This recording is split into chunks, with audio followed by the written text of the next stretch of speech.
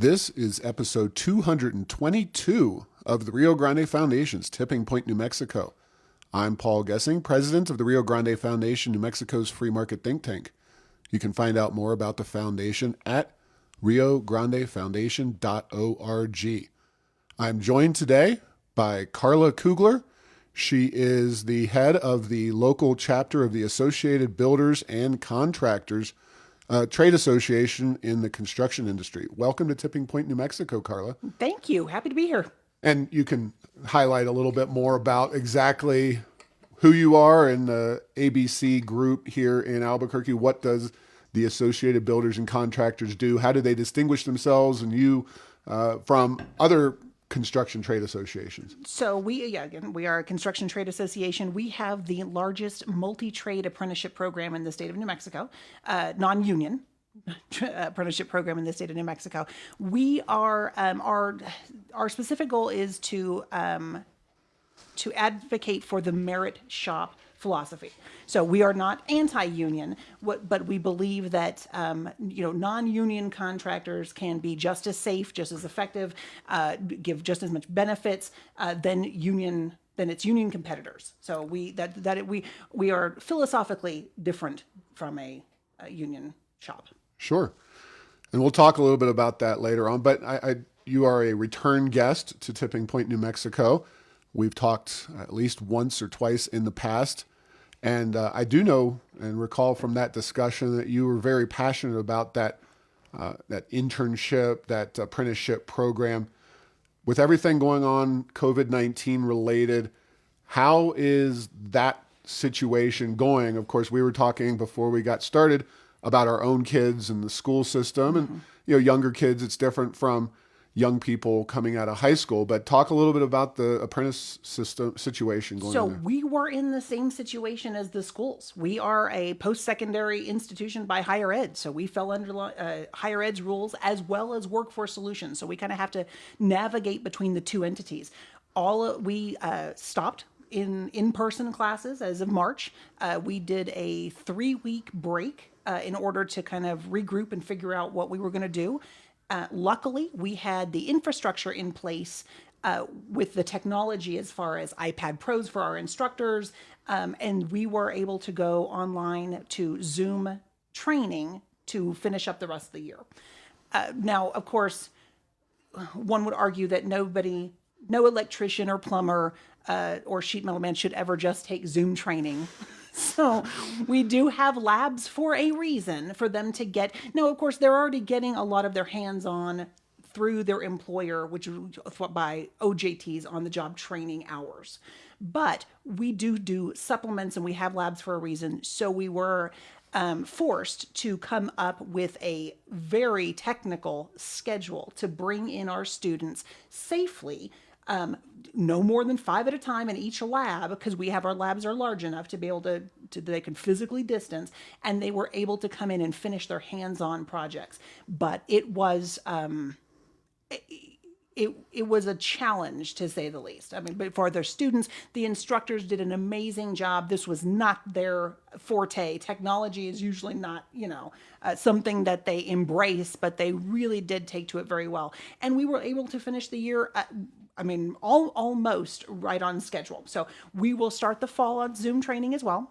And then we will end up having to come up with that schedule to get them their hands-on training. So, obviously we're hoping that the restrictions may be lifted where we can have more than, 5 people, because we have, well over 200 apprentices. So allowing for that. So, but in some cases, it was actually, it worked out quite well for us. We have students that travel, that work, outside the Albuquerque area. Mm-hmm. And in that case, they were missing their counterparts because they were having to come in on Saturdays and catch up and do other, what we call distance learning. And with the Zoom platform, they were able to call in and be with their fellow students and not miss a beat and not have to give up their Saturday to come in. So there was some silver linings. So they're still able to go out on job sites, because that's a big question. That was a big question. They are still working. So construction was deemed essential from the get-go. So we were very blessed to be able to call that a win. right? Right. Where they didn't really miss a beat. In fact, some of them, it's hard. It was challenging to explain why they couldn't have the same classroom style when they're still working the Right. same way. And we're like, well, I understand different, different entities, different rules, different restrictions. But and they had to change the way that they were working too. Right. So that, they had to do, but what we, and I still, we believe this, construction is one of, as far as an industry that adapts to safety regulations and rules, they already follow that. So throw in one more government entity that they had to follow a rule and regulation for, they did just fine. All right. Well, that is something, thought about construction, because you drive by a lot of neighborhoods, a lot of buildings going up still, and there's obviously workers working on them. Most of the time, they're pretty socially distanced in their work, banging away on something, but sometimes they're carrying lumber and whatnot around. So I can imagine that enforcing those social distance and masking requirements outdoors on a job site in 100-degree weather, not always the easiest thing. And I'm not going to get into all the nitty gritty there, but we've criticized a lot on this podcast the somewhat arbitrary nature of some of these rules and regulations. And I'm not going to put you in a position where you have to criticize those, but it does seem like there's a bit of a, not loophole, but when what's happening with our education systems, K-12 and APS and whatnot, is a lot different from what you're seeing with your apprenticeship programs. And there's good reasons for that, but it's also a little bit of an arbitrary situation. So we won't, unless you have something else to say, we won't go into No. We managed through it, and depending whatever your viewpoints on all the regulations and how they make or don't make sense. Construction was able to navigate through the spaghetti of what doesn't. Now, before we leave that subject entirely, we are starting a school year very soon. Do you follow the school year calendar? Are you open for young people who may be saying, if they're going to have online class through the end of the year, maybe that's not what I want to do? Is that people still applying for your programs? We are still actively taking applications. So we have our members themselves, so the construction companies that are putting their people in the program right now, because we will start classes Labor Day, right after the 8th of September. We will go. We will start with our Zoom online training for curriculum, and then we will figure out how to do the hands-on later on through the year. Do they get a hold of you? They can. They can get a hold of www.abcnm.org. And in there, they have the information for the apprenticeship program. I would say you could go to me, but I will just pass you through to my vice president of apprenticeship, who is great, and she oversees her own little school there. Wonderful. Yeah. All right. Well, let's get into a little more of the day-to-day public policy issues that we're facing together. And Bernalillo County now, it looks like there is an effort to institute something called project labor agreements. They might have different names, but it all means the same thing. So before we talk about the legislation itself, what is a project labor agreement? A project labor agreement is an agreement that a entity will basically require that a contractor either use solely union labor or sign a contract saying that they will pay into the union benefit plan for the life of that project. So whether or not they use it. So basically they're either, in this case, the county is requiring that any project that receives county money, that they will only use union contractors, or that if they are not a union contractor, they must sign a union agreement saying that they will either, one, only use union labor, or two, that they make their employees join a union. whether it's just for the life of the project, they're obviously, I think the unions were probably, the expectation is that they would stay a union contractor, but they would at least, if nothing else, be a union contractor for the life of that project. Now, you said Bernalillo County is requiring. They're considering requiring. There's legislation introduced this week Tuesday. in the county, and that will begin a process of moving through the county commission. So folks who are concerned, who think that the county should have a competitive process and not necessarily just go with the union contractor, should definitely reach out to their county commissioners and let them know that this project labor agreement thing is not what they want to see happen. Yeah. And for us, we've never been anti-union, right? We are just, we want a fair playing field. What goes for one should go for the other. So for us, the project labor agreement is just, no matter your opinion of labor or your opinion of unions, the idea itself is discriminatory. Yeah. It just is. Now, what is the justification that the folks who are pushing this are using? Have you talked to the folks pushing this on commission? So I haven't been able to talk to the two commissioners that are going to be introducing. Who are those? That is Commissioner O'Malley and Commissioner Cawley, who is the newest commissioner. Replacing Maggie Maggie Hart-Stebbins. Hart-Stebbins, correct. So I've spoken with, I got to spoke with Commissioner Cawley's office. They were not actually aware of the ordinance, or they just didn't know about it. So I'm not, at least. And it hasn't been introduced yet formally, but it is available online. And it's available online. It's part of the agenda. I was able to find it. And here's the one of the issues that kind of becomes also disappointing. I had to receive an anonymous phone call from somebody to say, "Hey, just let you know," And I understand they don't print out a newsletter. I'm not getting, but Commissioner Cawley is actually my commissioner, and I'm registered for anything kind of notifications or anything that they're want to do or considering doing, or you'd think that they would say, "Hey, we're thinking about this. What does my constituents think about?" But they don't really do that for the general public, which is kind of disappointing. So right. Yeah. Now, we can presume, and you may not have this off the top of your head, but one would presume that requiring union contractors, that you're going to see some cost increases there. Do you have any ideas how much we're talking about? I don't have the amounts. Now, we have been, and I say New Mexico, and I guess it does not often have to see a community workforce agreement, project labor agreement. We're one of the, and I think we're one of the great states that really work harmoniously together. When we've done that for a long time. 92% of the construction community in New Mexico is not affiliated with the union. That's a big percentage. So we don't have those kind of numbers specific that really would be for New Mexico. I can tell you that they are across the board. They're usually cost increases are somewhere between 15 and 30% for to go solely with labor union.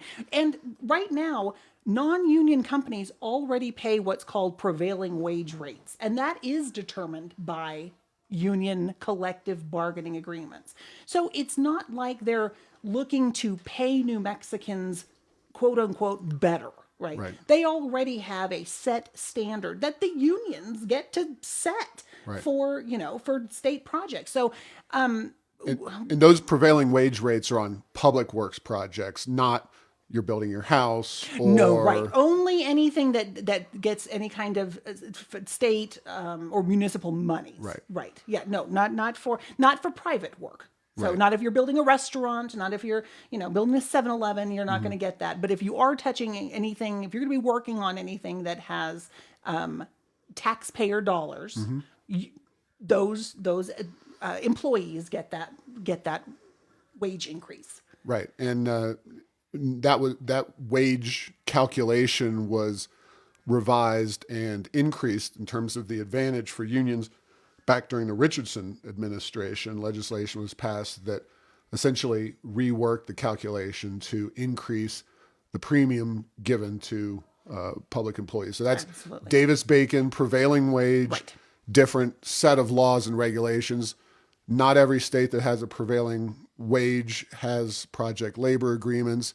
This would be the first government and the concern aside from the county. And we'll talk a little bit about the specifics of the county because, when we did our right to work efforts, the right to work ordinance would have only applied in non-city areas. So the county, say Bernalillo County, not that they would ever go right to work, but it would not have applied in the city of Albuquerque or Los Ranchos or any other jurisdiction. But this could have profound impacts because it filters down. It's tied to So, money. yeah. It's not tied to geographic location. So Right. similar, or I guess unsimilar to sick leave, where when Bernalillo County go, passed no. the sick leave, it was just for that jurisdiction that Albuquerque did not touch. Right. Because they don't overlap the same way. This one would be county monies. And so that one, yes, could have a vast dire, Because effect. often there are projects that receive both city, county, sometimes state and federal even. Right. And that would obviously make this a much more potent thing. And of course, the assumption is, between you and me, that if the county does this, it's not too far away that the city of Albuquerque would do the same thing. Probably do the same. I mean, we'd hope not, but we'll probably. I expect to see this now trending just because of the new political environment for the state. I mean, we do. I believe that maybe the Keller's administration and the city council and our state, government official, we may see more of these. I hope not. And this is with us is we want to educate our commissioners from the get-go on what this actually can do. It sounds like a wonderful thing, right? They title it a community workforce agreement, right? But when it comes down to it, and something that doesn't get brought up much, but weighs heavily on me, is just because I've seen it happen. One thing that union contractors have, which is a benefit for union contractors, is they have a pool of workforce that is wider than themselves. So we have our contractors and we have our apprentices and those employees, but we don't, if we have a contractor come to us and say, I need a workforce right away, I need 10, 15, 20 employees to do a job. We are same thing. We can help them vet. We can place ads. We can help assess their skills, but we can't go to another entity and take those workers for them and place them. Where it's something that the union pool has, right? But what the unions don't tell people is they're not going to be New Mexicans that are working. So they'll be able to provide employees for that project, but a good percentage of them won't be New Mexicans because they're pulling from the same labor workforce that we are. They're going to college and career fairs. They're going to CETE programs and high schools and trying to recruit construction. We work alongside them harmoniously in such, right? Just trying to get more people in construction. The advantage that the unions do have, really, and it is a good advantage, is they have the ability to take from Nevada, from the Dakotas, from anywhere, and relocate them for the life of that project. So, I mean, it's a benefit to those contractors, but it's not a benefit to our state. Because you're not putting New Mexicans to work. And I see it. I see it at Los Alamos National Labs. They have a PLA. You have to be a union member in order to get you to do any type of work at the labs. That's federal, probably, right? It's federal, right? Yeah, but it's weighs the same way. They're not Sure. you're not employing New Mexicans. With only 8% of the workforce unionized, How can you? That pool is much smaller. It and is. kind of the dovetail here is that things are very competitive right now, I can imagine, for workers in your field. It's one thing when you have a lot of slack, you have a lot of people to pull from if you have a big project, and big public works projects that are PLA oriented, they usually are pretty significant in their size and scope. But the state of New Mexico right now is in the midst of a bit of a construction boom. So let's talk a little bit about how your industry is faring during COVID-19 and everything going on. We have been blessed that our industry is thriving. So with the exception of some private work, there has been some private work that I think Private work being individuals building things. So again, restaurants, Sure. Office buildings, okay? Things that are not government or government related. So there have been some projects that have either been postponed or but for the most part, I mean, roads, perfect time to do roads when people were off the straight. Schools, what a wonderful time to be. How safe is that when the children in a school are gone and they don't have to worry about trafficking them and trying to figure. Well, that's a bad word for that. They don't have to figure about navigating through an active school while doing a construction project. So they have been doing. They have been doing great work. So yeah, we have been. I mean, our members are constantly looking for employees, not the other way around. Right. Now, those are some major areas of the construction industry. Certainly, schools, public works projects, and the like. But we've also seen gross receipts taxes holding up better across the state than expected. And the thing that I'm hearing, and maybe you don't have members as intimately involved in this, but home improvement projects, and people have been talking about getting a swimming pool. Well, now they're getting that swimming pool, kind of stuff. Is that something that you've been tracking and watching? Because we've looked at certain projects and talked to different companies about improving our backyard or doing things around the house. Oh, sure. Perfect. I mean, but it's impossible to find anybody at this point because they're so busy. They are busy. So, which is nice because it's across industry, whether or not it's commercial or it's the home builders. Construction is continuing to work. So, and housing, I know it's not your industry per se, but housing remains very strong. It does. Prices, but is construction going up, down, stay the same? What it's been my understanding, talking to our members, it is steady. Right. Okay. So they're getting a little nervous about their well, I shouldn't say that. Actually, they are, most of them are, you anticipate what they call their backlog. So they're forecasting, okay, into 6, 9, 12 months is still steady, right. which is the indication that they're still hiring. Right. That to me, that if they foresee that they're going to need people in the future, that their construction backlog is strong.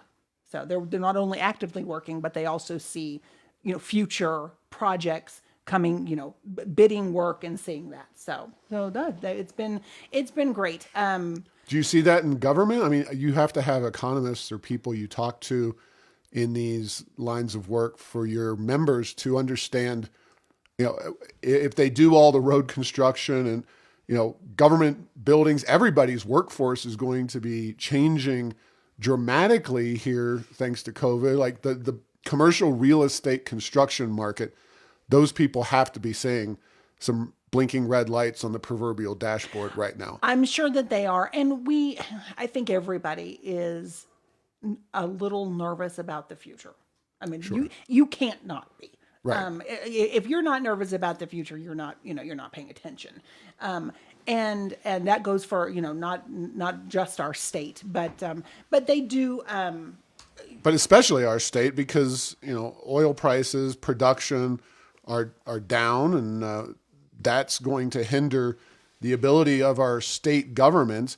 once this whole economic stimulus situation works itself out, eventually New Mexico is going to be looking in the mirror at the budget situation and say, how are we going to afford all this Oh, government? absolutely. And I think we haven't heard much from them, but I would imagine that even, like, PSFA, the Public School Finance Authority, as far as their backlog and what the schools around the state would be able to do, and all of those things, county projects, courthouses, those things are usually a pretty good chunk of commercial, when I say commercial construction work.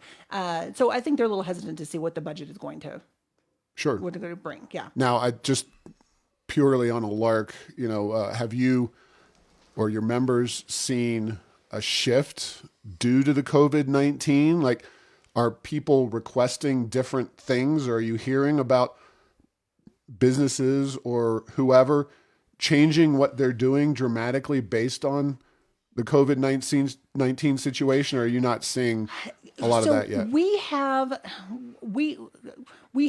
in a little different situation where we almost have to watch what the development community is saying. So we kind of get that aftershock of, well, the developers are saying this, so we're gonna, and I think they are the ones that are getting a little nervous, which now is kind of starting to trickle down to, well, what do you think we're going to be able to actually do? Yeah.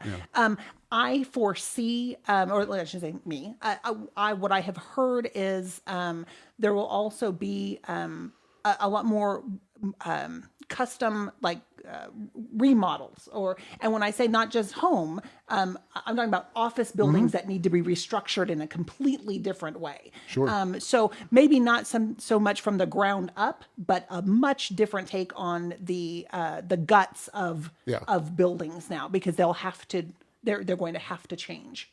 Yeah, and my wife is involved in the office furniture industry, and something that I think, that industry is very challenged right now, but something she's looking for and hoping that works out is, they traditionally, everybody has been moving to these very open spaces. Right. And now that's open spaces in the business world is not necessarily so attractive because, one cough can easily spread throughout the entire office. And now it's going to be hopefully a little different. It'll keep carpenters and drywallers busy for quite some time to be, building those internal walls. So, and very, and similarly, not probably as drastic, but hotels.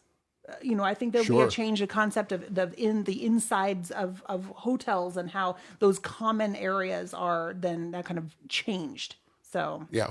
Now, we're still waiting for hotels to kind of get a little bit of a lifeline here in New Mexico, because hotels, and with the quarantine policies of the governor and everything else, very tricky. We talked about travel plans. I'm not going to disclose anything about your activities, but I did discuss at length our trip to the Yellowstone National Park around the 4th of July holiday, and staying in hotels in Utah, in in Colorado, and in Wyoming, and the kind of nuances in terms of the differences. But we, as a family, were able to stay in them. Swimming pools were open, for example. So a lot, in my estimation, a lot more open regarding the hotels, et cetera, in those states relative to where we were in New Mexico, and certainly where we are now. But either way, we'll all overcome this. And one thing I wanted to make sure to clarify is, I think the last time you were on, you have an index. Your organization has a merit shop scorecard. New Mexico at one point, 5 years ago, kind of coming out of still the 2008, 2009 economic crisis, our construction industry here was on its back. So talking about how strong it is now versus 5-6 years ago, it's night and day. It took a long time to come back from the recession for construction for New Mexico. And speaking even solely on our apprenticeship numbers, which to me is our guiding factor, because if you don't want or have employees to put in a training program, then you don't need them. So, and it took us well over 10 years to go back to our to get back to where we were as far as our apprenticeship figures. We were hit very hard. So it was, and we had kind of just started to get a good gait. Right. Where we were, I could honestly say construction was flourishing. Now it's sustaining, which is good, but to your point, I don't know how, we'll only time will tell how this. You mentioned that us. you recently talked to some folks in other ABC chapters across, presumably the West here. Mm-hmm. What are they saying? Just to give an idea, how are their industries holding up in other states? It has varied dramatically, and usually it pertains to the political aspect of their state. Mm-hmm. There were entire states that construction was not deemed essential. So those people went home. Any of those that you like offhand, states that? Washington State, New Jersey, Pennsylvania, Michigan at one point. So there were states that they shut down. I found myself very lucky that we were able to keep going and because sometimes we fall into that category of having, a political climate that may not see that, right? Come on. So we had to take that win. And we ran with it, and luckily, and to your point, right? I think at least that's keeping the GRT going. Yeah. So, I really can't complain as far as construction for our state, Right. Because there were other states that just completely shut down. Not to kind of totally change direction, but it is the states you mentioned. Obviously those are some big states, but Washington State, Pennsylvania, New Jersey. Those are three heavy unionization states. Presumably the organized labor is even more powerful in those states. Absolutely. Michigan did go right to work, but it's still a traditional heavy union state. And now their governor is not But you almost wonder, with what's going on in the schools and the unions pushing back against opening, you wonder if some of the unions were behind the scenes kind of pushing to shut them down. It would be surprising if they were. She's tongue-tied. I know I'm tongue-tied. I'm trying to think of the nicest way to say this. We would not have been able to keep construction open if it wasn't for our union brethren. Oh, well, honestly. that's good. Okay. Good. So I have to hand it to them that early on they took that same stance that construction can keep operating safe and these men and women can keep going, and there is no better time to be construction in a school, construction on the roads, construction, even finishing hotels than right now.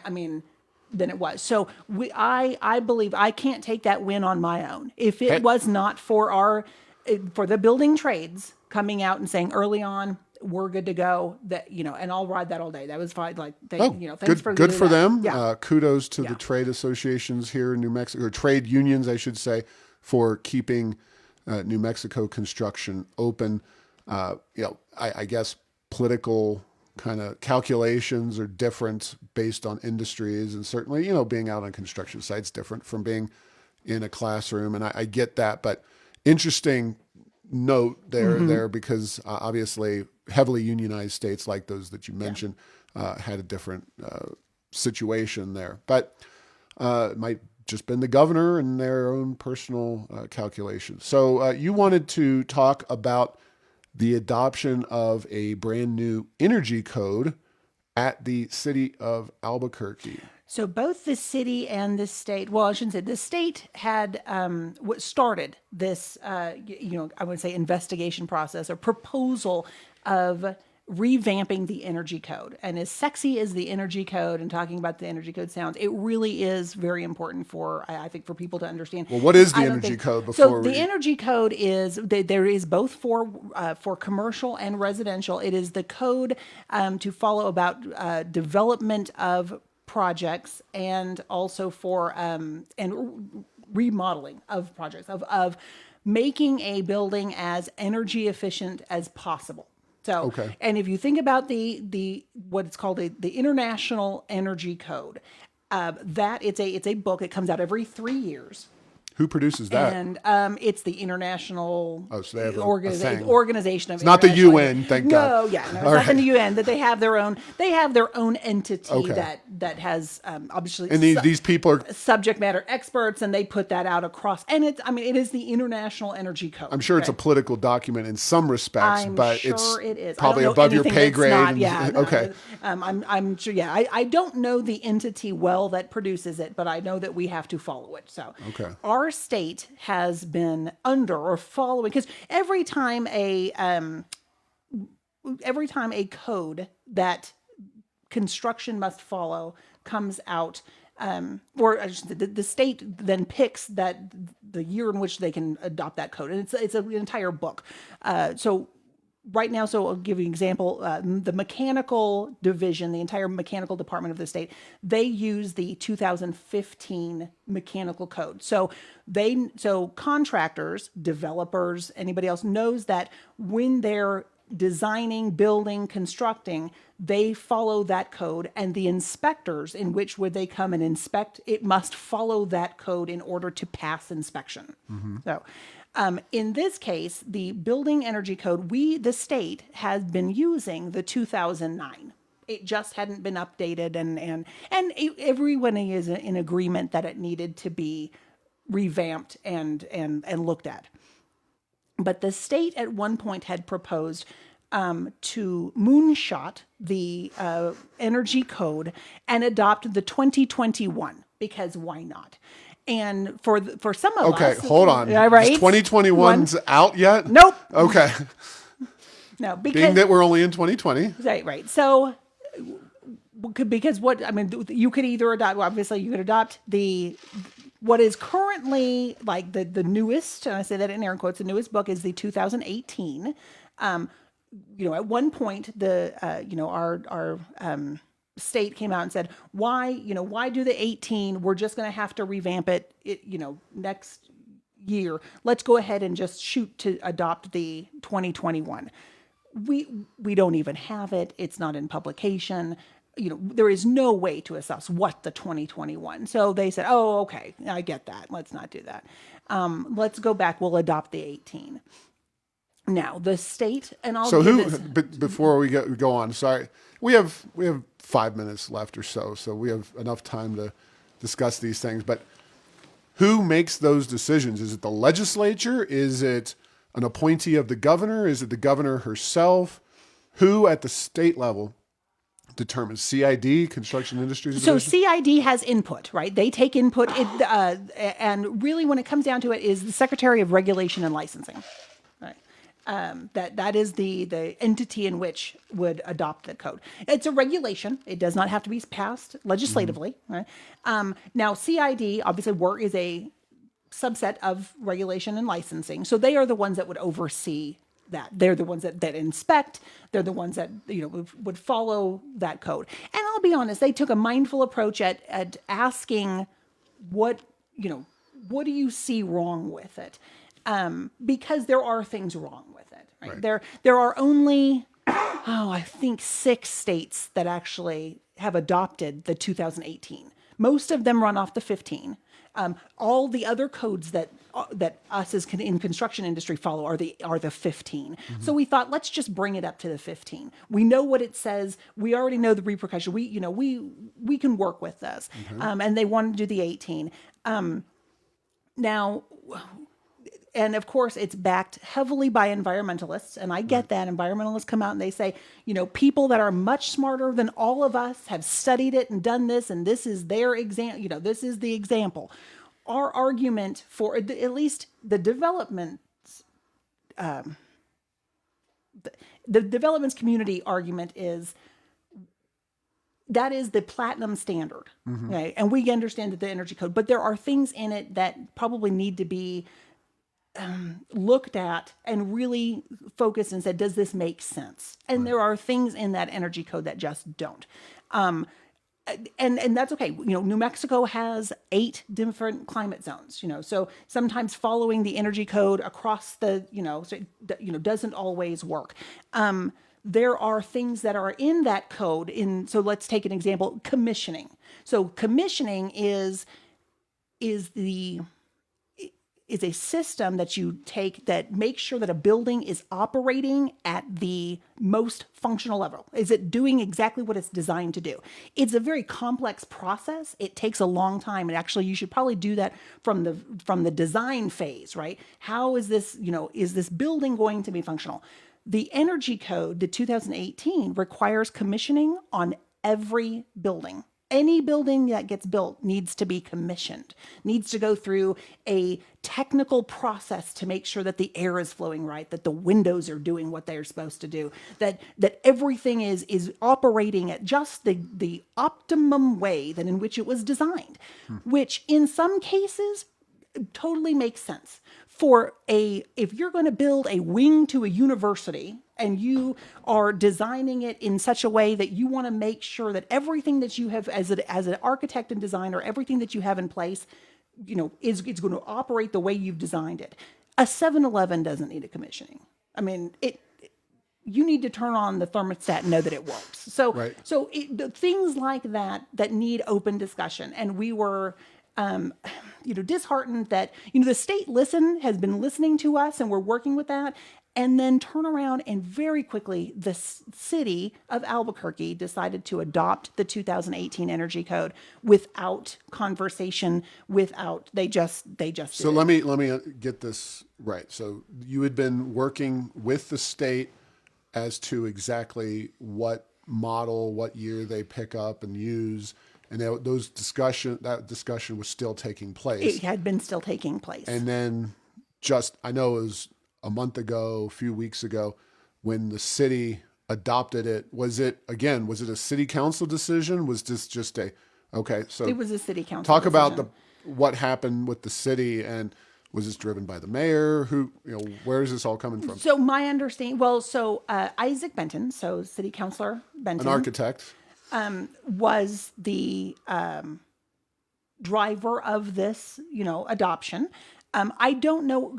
Unfortunately, I don't know a lot of the details because it happened so quickly. Yeah, it was very fast. It was very that. fast. That I don't know the history in which it came about. I know that they wanted to pass it. They kind of wanted to be first to do it, which is never a real good idea to make policy over. I want to be first. Yeah. But that being said, our argument for the development community was let's go with consistency. Let's see what the state does. The state has been mindfully mulling over all the process and we've been able to have conversation, and let's do that. And so it was disheartening that the city basically said, no, not in our town. Right. We're not gonna make any changes, even though they might be reasonable changes. So for construction, might be. Right, even though they might be reasonable changes. So for construction, and really for development, because construction we're in a hard place. We'll build anything you want to build. Right. But the rest of it's for architects and developers, and those it really affects them as far as the cost of projects, because we have studies that the building code, adopting the Energy Code, the 2018 as is, could increase costs well into 25-30%. And that's everywhere. So even I was surprised that we did not have other entities, stewards of taxpayer dollars, coming in and vocalizing we understand what you guys want to do, but just know that this isn't just private development. It's not just the business community that's coming out and being, Sure. That's coming out and complaining. This will affect everybody. Now, does this affect new home construction, or is this It will affect not as much. Okay. But it will still affect residential home construction. Yes. And just to be clear, they are going 2018, not 2021. No, not 2021. No. Nobody's doing that. Thank God. Okay. Nobody's doing that. So they have adopted 18. We will be in negotiations with them to try and hopefully, convince them to at least make some exceptions, because there are just some things that will hopefully come out as just not common sense. And of course, just as a general rule, we would agree that while states do things incorrectly and overreach and do all kinds of things wrong, it's better to have that policy at the state level as opposed to, we don't need. Oh, pockets of, Yeah, you got to we build it this way here and this way there. Right. Yeah. And, the state, it's going to be tough because obviously people in your trade, in your business work both in the city, outside the city. I mean, people do cross state lines as well, et cetera, but it's learning all these different nuances and keeping things straight between 2015, 2018 and different years and whatever. It can be, I'm sure, very challenging for everybody involved. It's funny and it's not funny, but I say where they're starting to treat us like oil and gas, where we've been doing so good. They're like, oh, congratulations! Here, let's throw some more regulations at you and see what see if we can't hinder you. You're kind of shooting ourselves in the foot, but that's okay. Oh well. Well, thanks for your time today. Last, Carla, refer us to your website again. How do people find out about your abcnm.org.